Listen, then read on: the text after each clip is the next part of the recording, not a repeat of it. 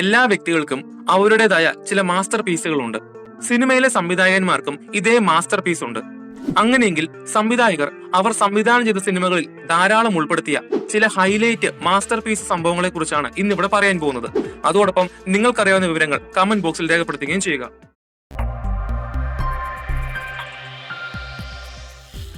സിദ്ദിഖ് ലാൽ 90കളുടെ തുടക്കത്തിൽ മലയാള സിനിമയിലെ പുതിയ കോമഡി പാറ്റേൺ കൊണ്ടുവന്ന സംവിധായകന്മാരാണ് സിദ്ദിഖ് ലാൽ. പിന്നീട് അവർ വേർപിരിഞ്ഞെങ്കിലും അവർ സിനിമകളിൽ ഉപയോഗിച്ച ഒരു മാസ്റ്റർ പീസ് ഐറ്റം ആയിരുന്നു ഉന്നം മാറിപ്പോവുക എന്നത്. അതായത് സിനിമയിലെ ഒരു കഥാപാത്രം നിലത്തു നിന്നും എന്തെങ്കിലും ഒരു വസ്തു എടുത്ത് ലക്ഷ്യം നോക്കി എറിയുന്നു. എന്നാൽ അത് ലക്ഷ്യം മാറിക്കൊള്ളുകയും അവിടെ ഒരു കോമഡി രംഗം ഉണ്ടാക്കുകയും ചെയ്യുന്നു. Ramji Rao speaking, Kabuliwala, chronic bachelor തുടങ്ങിയ ഒരുപാട് സിനിമകളിൽ ഈ ഒരു രംഗം കാണാൻ കഴിയും.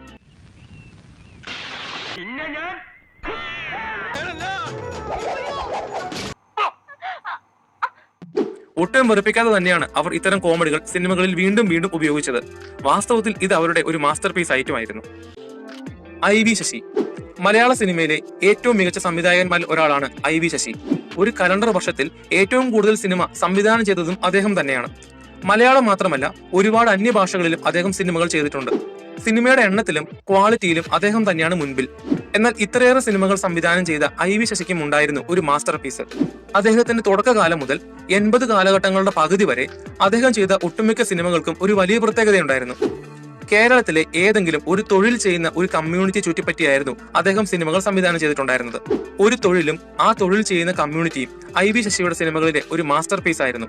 അത്തരം ചില ഉദാഹരണങ്ങളാണ് കരിമ്പനയിലെ കള്ളു ചെത്തുന്ന തൊഴിലാളി കമ്മ്യൂണിറ്റി, ഉയരങ്ങളിലെ തേയിലത്തോട്ട തൊഴിലാളികൾ, അങ്ങാടിയിലെ ചുമട്ട് തൊഴിലാളികൾ, ആറാട്ട് ഇതിലെ കരിമരുന്ന് തൊഴിലാളി കമ്മ്യൂണിറ്റി, അനുമോദനത്തിലെ പത്രപ്രവർത്തനവും അവളുടെ രാവുകളിലെ വേശ്യാവൃത്തി ചെയ്യുന്ന വേശ്യയും, ഇനിയെങ്കിലുമിലെ നാടക ട്രൂപ്പ് കലാകാരന്മാരും, അടിയൊഴുക്കുകളിലെ മത്സ്യത്തൊഴിലാളി കൂട്ടവും, ഈറ്റ കരിമ്പിൻ പൂവിനക്കരെ എന്നീ സിനിമകളിലെ ഈറ്റ കരിമ്പ് തൊഴിലാളി വർഗവും. ഇത്തരത്തിൽ ഒരുപാട് സിനിമകളിൽ ഒരു പ്രത്യേക തൊഴിൽ ചെയ്യുന്ന കമ്മ്യൂണിറ്റിയെ ഉൾപ്പെടുത്തി സിനിമകൾ ചെയ്യുക എന്നുള്ളത് IV ശശിയുടെ ഒരു കാലത്തെ മാസ്റ്റർ പീസ് ആയിരുന്നു. ജോഷി മലയാളത്തിന്റെ ഹിറ്റ് മേക്കർ സംവിധായകനാണ് ജോഷി. 46 വർഷത്തെ സിനിമാ കരിയറിൽ 5 ഭാഷകളിലായി 88ഓളം സിനിമകൾ ജോഷി സംവിധാനം ചെയ്തിട്ടുണ്ട്. എന്നാൽ സംവിധായകൻ ജോഷി മലയാള സിനിമയിൽ കൊണ്ടുവന്ന മാസ്റ്റർ പീസ് സംഭവങ്ങൾ ഒരുപാടുണ്ട്. അത്തരത്തിൽ ഒന്നായിരുന്നു സിനിമയിലെ ഇൻട്രോ മ്യൂസിക്. 1980 മുതൽ 90 കാലഘട്ടം വരെയുള്ള ജോഷി സിനിമകൾ തുടങ്ങുന്നത് ഒരു ഇൻട്രോ മ്യൂസിക്കിലൂടെയായിരുന്നു. ഉദാഹരണത്തിന് സംഘം, നാടുവാഴികൾ, നായർ സാബ്, മഹായാനം, നമ്പർ 20 മദ്രാസ് മെയിൽ, ഈ തണുത്ത വെളുപ്പാങ്കാലത്ത്, കുട്ടേട്ടൻ, കൗരവർ തുടങ്ങിയ ഒരുപാട് സിനിമകൾ. എന്നാൽ 90കളുടെ തുടക്കത്തിൽ ജോഷി തന്റെ മാസ്റ്റർ പീസിൽ ഒരു ചെറിയ മാറ്റം വരുത്തി.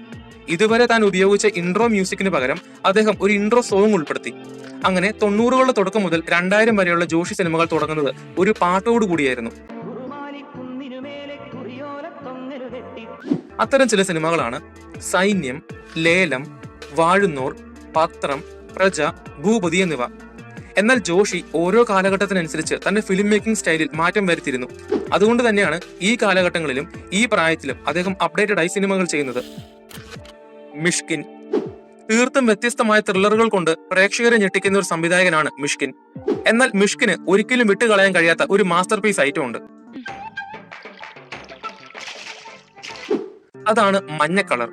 മിഷ്കിന് മഞ്ഞ നിറത്തോട് ഒരുപാട് ഇഷ്ടമാണ്. അതുകൊണ്ട് തന്നെ തന്റെ സിനിമകളിൽ ഒരുപാട് സ്ഥലങ്ങളിൽ അദ്ദേഹം മഞ്ഞ നിറം ഉപയോഗിക്കുന്നുണ്ട്. പ്രത്യേകിച്ചും മിഷ്കിൻ സംവിധാനം ചെയ്ത ഒട്ടുമിക്ക സിനിമകളിൽ ഒരു പാർട്ടി സോങ് ഉണ്ടെങ്കിൽ അതിൽ നായികയുടെ വസ്ത്രത്തിന്റെ നിറം മഞ്ഞയായിരിക്കും. അത്തരത്തിൽ മഞ്ഞ നിറമുള്ള വസ്ത്രം ധരിച്ച് നായിക വന്ന ചില പാട്ടുകളുള്ള സിനിമകളാണ് ചിത്തിരം പേസുതടി, അഞ്ചാതെ, യുദ്ധം സെയ്, സൈക്കോ തുടങ്ങിയ സിനിമകൾ. ഒരുപക്ഷെ അദ്ദേഹം സംവിധാനം ചെയ്യുന്ന ത്രില്ലർ സിനിമകളുടെ മൂഡ് അനുസരിച്ച് അദ്ദേഹം മഞ്ഞ നിറം കൊടുക്കുന്നതായിരിക്കാം. എന്തു തന്നെയായിരുന്നാലും ശരി, ഇനി വരാൻ പോകുന്ന മിഷ്കിൻ സിനിമകളിലും ഇതേ മഞ്ഞ നിറം അദ്ദേഹം ഉപയോഗിക്കാനും സാധ്യതയുണ്ട്. KS രവികുമാർ തമിഴ് സിനിമയിലെ പ്രമുഖനായ ഒരു സംവിധായകനാണ് KS രവികുമാർ. KS രവികുമാറിന്റെ കാര്യം പറഞ്ഞാൽ ഭയങ്കര രസമാണ്. കാരണം ഒരുപക്ഷെ ഇന്ത്യയിലെ ഒരു സംവിധായകന്മാരും KS രവികുമാറിനെ പോലെ ചെയ്തിട്ടുണ്ടായിരിക്കാൻ സാധ്യത കുറവാണ്. അദ്ദേഹത്തിന്റെ തന്നെ ഒരു മാസ്റ്റർ പീസ് സംഭവമാണ് സ്വയം സംവിധാനം ചെയ്ത സിനിമകളിൽ അഭിനയിക്കണം എന്നുള്ളത്.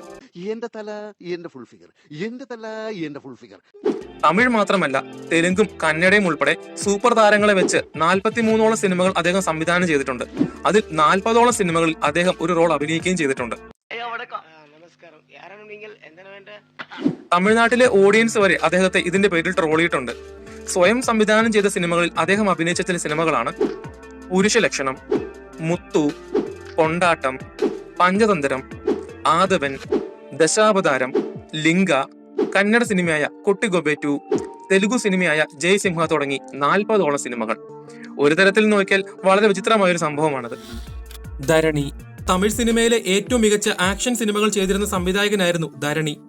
എന്നാൽ അധികം ആരും ശ്രദ്ധിക്കാത്ത ഒരു കാര്യമാണ് സംവിധായകന്റെ സിനിമയിലെ കഥാപാത്രങ്ങളുടെ പേരുകൾ. സംവിധായകനായ ധരണി ഒരു വലിയ മുരുക ഭക്തനാണ്. അതുകൊണ്ട് തന്നെ ധരണിയുടെ മിക്ക സിനിമയിലെയും നായകന്മാരുടെ പേരെല്ലാം മുരുകന്റെ പേരുകളാണ്. ദില്ലെന്ന സിനിമയിലെ വിക്രത്തിന്റെ പേരായ കനകവേൽ, ധൂളിലെ വിക്രത്തിന്റെ പേരായ അറുമുഖം, ഗില്ലിയിലെ വിജയുടെ പേരായ വേലു എന്ന ശരവണൻ, കുരുവിയിലെ വേലു എന്ന വെട്രുവേൽ, ഒസ്തിയിലെ സിംബുവിന്റെ ഒസ്തിവേലൻ എന്ന പേരുകളെല്ലാം മുരുകന്റെ മറ്റു പേരുകളാണ്. എന്നാൽ സിനിമ കാണുന്ന സമയത്തെല്ലാം നമ്മൾ അധികം ശ്രദ്ധിക്കാതെ പോയിട്ടുള്ള സംഭവമായിരുന്നു ഈ ഒരു പേര്. പേരരസ്. ഒരു കാലത്ത് തമിഴ് സിനിമയിലെ ഒരുപാട് മാസ് സിനിമകൾ സംവിധാനം ചെയ്ത സംവിധായകനാണ് പേരരസ്. മറ്റൊരു സംവിധായകനും ഇല്ലാത്ത ഒരു വലിയ പ്രത്യേകത പേരരസിനുണ്ട്. മറ്റൊന്നുമല്ല, അദ്ദേഹം സംവിധാനം ചെയ്ത ഒട്ടുമിക്ക എല്ലാ സിനിമകളുടെയും പേരുകൾ തമിഴ്നാട്ടിലെ പട്ടണങ്ങളുടെയും ഗ്രാമങ്ങളുടെയും പേരുകളാണ്. അത്തരം ചില സിനിമകളാണ് തിരുപ്പാച്ചി, ശിവകാശി, ധർമ്മപുരി, തിരുപ്പതി, പഴനി, തിരുത്തണി തുടങ്ങിയവ. അതിനുശേഷം അദ്ദേഹം കൈവച്ചത് മലയാള സിനിമയിലേക്കാണ്. അതെ, സാമ്രാജ്യം 2 സൺ ഓഫ് അലക്സാണ്ടർ. അതിനെക്കുറിച്ച് കൂടുതലായി ഞാനൊന്നും പറയുന്നില്ല. നിങ്ങൾ നിങ്ങളുടെ അഭിപ്രായങ്ങൾ കമന്റ് ബോക്സിൽ രേഖപ്പെടുത്തുക. അത് മാത്രമല്ല, ആ സിനിമയിലെ ഒരു പാട്ടിൽ പേരരസിനെ കാണിക്കുന്നുണ്ട്. ഈ പോകുന്ന കക്ഷിയാണ് ആള്. എന്താലേ. സത്യൻ അന്തിക്കാട്. മനോഹരമായ ഗ്രാമീണ പശ്ചാത്തലങ്ങൾ മനം കവരുന്ന രീതിയിൽ പ്രേക്ഷകർക്ക് മുന്നിൽ സിനിമയായി അവതരിപ്പിച്ച വ്യക്തിയാണ് സത്യൻ അന്തിക്കാട്. എന്നാൽ സത്യൻ അന്തിക്കാട് എന്ന സംവിധായകൻ വളരെ വർഷങ്ങളായി സിനിമയിൽ ഉപയോഗിക്കുന്ന ഒരു മാസ്റ്റർ പീസ് ഐറ്റമാണ് തമിഴ്നാട്. അദ്ദേഹം സംവിധാനം ചെയ്ത ഒട്ടുമിക്ക എല്ലാ സിനിമകളിലും ഒരു തമിഴ്നാട് കണക്ഷൻ കാണും. ഉദാഹരണത്തിന് നാടോടിക്കാറ്റ്, പട്ടണപ്രവേശം, മഴവിൽ കാവടി, സന്ദേശം, കൊച്ചു കൊച്ചു സന്തോഷങ്ങൾ, നരേന്ദ്രൻ മകൻ ജയകാന്തൻ വക, സ്നേഹവീട്, ജോമോന്റെ സുവിശേഷം തുടങ്ങിയവ. എന്നാൽ അതൊട്ടും ബോറടിപ്പിക്കാതെ തന്നെ വളരെ മനോഹരമായിട്ടാണ് അദ്ദേഹം സിനിമയിൽ ബ്ലെൻഡ് ചെയ്ത് വെച്ചിട്ടുള്ളത്. ഗൗതം വാസുദേവ് മേനോൻ. പുതിയ തലമുറയിലെ ഏറ്റവും മികച്ച പ്രണയ ചിത്രങ്ങൾ സംവിധാനം ചെയ്ത മലയാളിയായ തമിഴ് സംവിധായകനാണ് ഗൗതം വാസുദേവ് മേനോൻ. അദ്ദേഹത്തിന്റെ സിനിമകളിൽ അദ്ദേഹം മാസ്റ്റർ പീസായി ഉപയോഗിക്കുന്ന ഒരു ഐറ്റമാണ് നായികയുടെ കാലുകൾ. നായികയുടെ കാലുകൾ കാണിക്കുന്നതോ അല്ലെങ്കിൽ നായികയുടെ കാലിൽ നായകൻ തൊടുന്നതോ ഗൗതം വാസുദേവ് മേനോന്റെ സിനിമകളിലെ ഒരു ഹൈലൈറ്റ് ആണ്. ഇതുപോലെ തന്നെ കാലുകൾ കാണിച്ച് ലോകശ്രദ്ധ പിടിച്ചുപറ്റിയ മറ്റൊരു സംവിധായകനാണ് ക്വിന്റൻ ടാരന്റീനോ.